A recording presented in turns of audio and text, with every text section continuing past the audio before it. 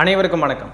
கரூர் துயர சம்பவத்துக்கு பிறகு அந்த பனையூர் பண்ணையார், சனிக்கிழமை சைக்கோ இப்போ மீண்டும் பார்த்தீங்கன்னா வெளியே வந்து சுற்றுப்பயணம் மேற்கொள்ள உள்ளதாக தகவல் வந்திருக்கு.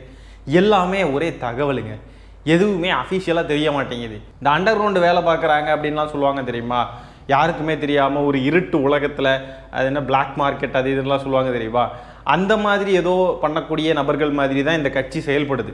வெளிப்படையாக ஒரு அரசியல் கட்சி, ஒரு மக்கள் இயக்கம், மக்கள்கிட்ட வெளிப்படையாக டிரான்ஸ்பரண்ட்டாக என்ன நடக்குது ஏது நடக்குதுன்னே வந்து மக்களுக்கு தெரிய மாட்டேங்குது.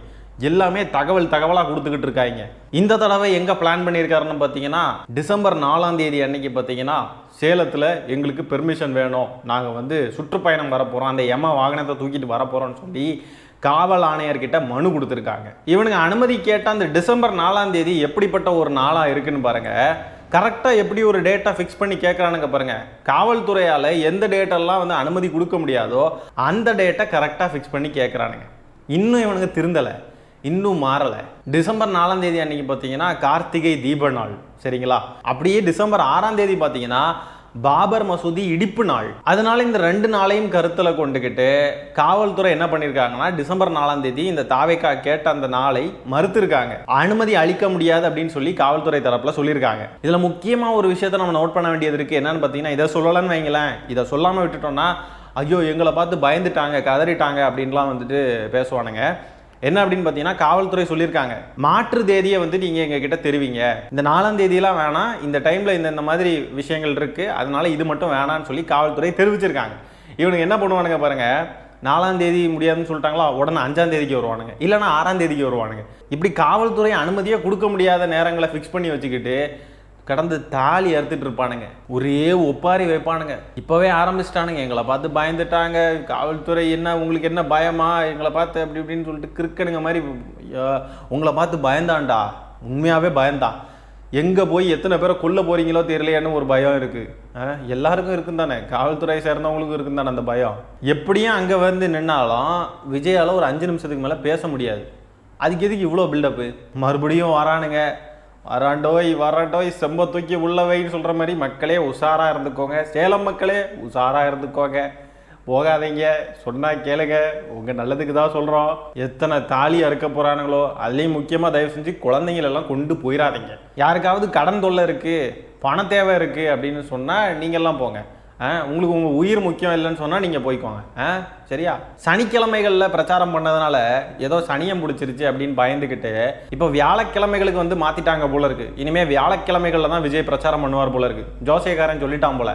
மக்களே உங்கள் வீட்டு செருப்பையும் உங்கள் உயிரையும் பத்திரமா பார்த்துக்கோங்க. அறிவு இருக்கக்கூடிய மக்கள்கிட்ட நான் கேட்குறேன், தயவு செஞ்சு போயிடாதீங்க. அறிவு இருக்கக்கூடிய நபர்கள், அறிவில்லாதவங்க போவாங்க. ஆனால் அறிவில்லாத நபர்கள் இந்த காணொலி பார்க்குறீங்கனாலும் தயவு செஞ்சு குழந்தைங்களை கொண்டு போகாதீங்கடா. நீங்கள் தனியாக போய் செத்து தொலைங்கடா, நல்லா இருப்பீங்க. குழந்தைங்க சாகிறதையெல்லாம் பார்த்துக்கிட்டு நிம்மதியாக இருக்க முடியல. இப்போ சனிக்கிழமை போக இருந்ததை வந்து வியாழக்கிழமை மாற்றிட்ட உடனே மட்டும் இவனுங்க அப்படியே எல்லாரும் ஒழுக்கமாக திருந்தி நல்ல பிள்ளைகளாக வந்து நிற்பானுங்க. என்ன கொஞ்சம் கூட்டம் நிறைய கம்மியாகும், ஏன்னா ஸ்கூல் பசங்க அவங்க இவங்கெல்லாம் வரமாட்டாங்க. ஆனால் இவனுங்க பண்ணக்கூடிய இந்த அடாவடிகள்ன்றது அதுக்கு ஓய்வு இல்லை இல்லையா? கம்பி மேலே ஏறுவானுங்க, கரண்ட் கம்பி மேலே ஏறுவானுங்க, போஸ்ட் மேலே ஏறுவானுங்க, அடுத்தவன் வீட்டு மாடியிலலாம் ஏறுவானுங்க, என்னெல்லாம் பண்ணுவானுங்க. அதெல்லாம் மாற வாய்ப்பு இல்லையே, அதுக்கு என்ன பண்ணுறது? இந்த தற்கொலை கூட்டம் எங்கே போனாலும் சரி, எப்படி போனாலும் சரி, எந்த நாளில் போனாலும் சரி பிரச்சனை தான். ஏற்கனவே 41 டார்கெட் வச்சு முடிச்சிட்டானுங்க. இந்த தடவை எத்தனை டார்கெட் வச்சுருக்கானுங்கன்னு தெரியல. கேஸை எப்படியாவது சிபிஐ கிட்ட கொண்டு போகணும்னு சொல்லி கொண்டு போய் கொடுத்துட்டு இப்போ நிம்மதியாக வெளியே வராங்க. இப்போவாது இவனுங்க ஊருக்குள்ளே எல்லாம் வராமல் எங்கேயாவது ஊருக்கு ஒதுக்குப்புறமா எங்கேயாவது போயிட்டானுங்கன்னா நல்லாயிருக்கும். ஊருக்குள்ளே வந்து கடந்து மக்களையெல்லாம் சாகடிச்சு கொள்ளதுக்கு தெரிகிறானுங்க பைத்தியக்காரனுங்க. அது மாதிரி இவங்க காவல்துறைக்கு ஒரு மனு அளிச்சிருக்காங்க இல்லையா, அந்த மனுவில் எத்தனை மக்கள் கூடுவாங்கன்ற எண்ணிக்கையவே போடலைங்க. எவ்வளோ பேர் கூடுவாங்கன்னே தெரிவிக்கல. காவல்துறை என்ன குறிப்பிட்டிருக்காங்கன்னு பார்த்தீங்கன்னா, ஒழுங்காக எத்தனை பேர் வருவாங்கன்னு சொல்லி குறிப்பிட்டாதான் அதுக்கேற்ற மாதிரி பாதுகாப்பு ஏற்பாடுகள்லாம் வழங்கப்படும் அப்படின்னு சொல்லி காவல்துறை தெரிவிச்சிருக்காங்க. இப்படி தான் கரூரில் பார்த்தீங்கன்னா 10,000 பேர் தான் வருவாங்கன்னு சொல்லி எழுதி கொடுத்துக்கிட்டு 10,000 பேருக்கு ஏற்ற மாதிரி காவலர்களை அங்கே பணியமர்த்தியிருந்தாங்க. அதுக்கு வந்து அழுதுகிட்டு இருந்தானுங்க. இப்போ பாருங்க, அது போடவே இல்லை, எத்தனை பேர் வருவாங்கன்னே போடலை. அப்போ என்ன பண்ண முடியும்? அதாவது இவனுங்க ரொம்ப தந்திரமாக நடந்துக்கிறானுங்க பாருங்க. கரூரில் 10,000 பேர்னு எழுதி கொடுத்துட்டு காவல்துறை மேலே தூக்கி பழிய போட்டானுங்க.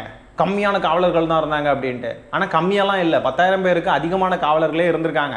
கிட்டத்தட்ட 600 காவலர்கள். இவனுங்க பொய்யான ஒரு நம்பரை வந்து காவல்துறை எழுதி கொடுத்துக்கிட்டு காவல்துறை மேலேயே பழிய தூக்கி போட்டானுங்க. என்ன இது இப்போ ரொம்ப தந்திரமா பாருங்க, நம்பரே எழுதாம விட்டுட்டானுங்க.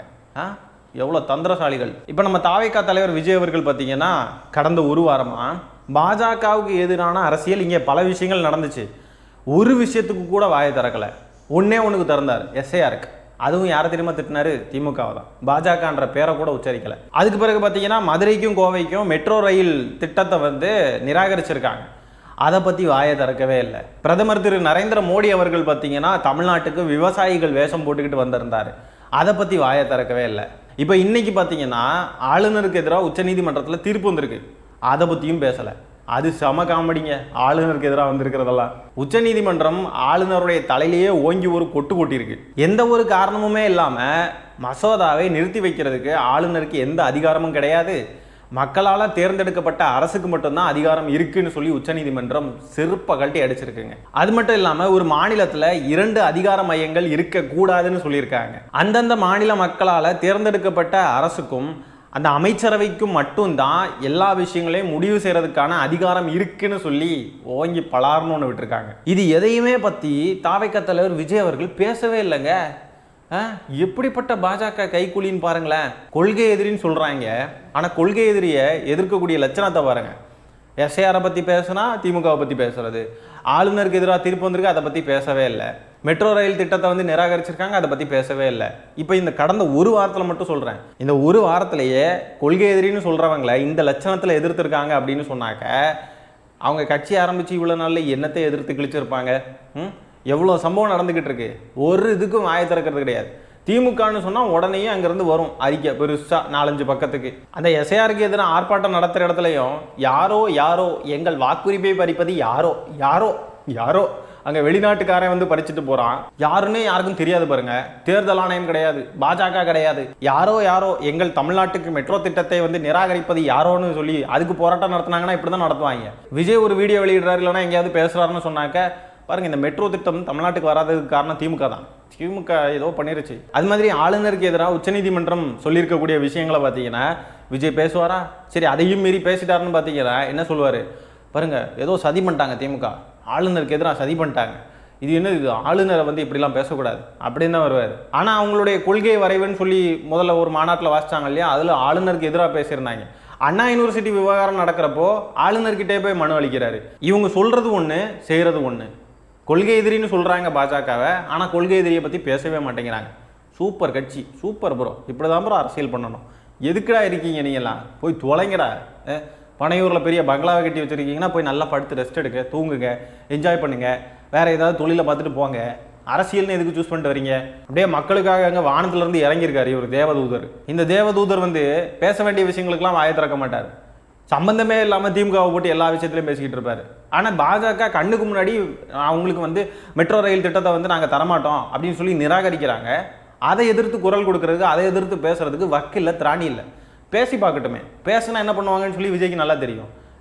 இந்த கரூர் கேஸு சிபிஐ கிட்ட தானே இருக்குது, என்ன போட்டுவாங்கன்னு நல்லா தெரியும். அதனால பொத்திக்கிட்டு இருக்காப்புல. எவ்வளோ தைரியம் பாருங்களேன் விஜய்க்கு. எவ்வளோ தைரியம் இருக்கு. என்ன இவரை நம்பி தமிழ்நாட்டை கொடுக்கணுமா? இவங்களை இயக்குறதே அவங்க தானே, பாஜக தானே. அப்படி இருக்கிறப்ப இவர் எப்படி அவங்களை எதிர்த்து கேள்வி கேட்பார்? கேள்வி கேட்டால் மண்டையிலே டங்குன்னு ஒரு கொட்டு கொட்டி உட்கார வைப்பாங்க. பேராபத்து மக்களே, பேராபத்து. இந்த மாதிரி அரசியல் சம்மந்தப்பட்ட விஷயங்களில் கூட இவங்களை ஓரங்கட்டி நம்ம வச்சிடலாம். ஆனால் இவனுங்க அரசியலில் நாங்கள் களத்துக்கு இறங்கி வந்து மக்கள்கிட்ட போக போகிறோன்னு சொல்லி வந்து மக்களையெல்லாம் சாகடிக்கிறதுக்கு கிளம்பி வரானுங்க. டிசம்பர் 4ஆம் தேதி. கவனமாக இருங்க, கவனமாக இருங்க, கவனமாக இருங்கன்னு சொல்லி இந்த காணொலியை நான் முடித்துக் கொள்கிறேன். நன்றி, வணக்கம்.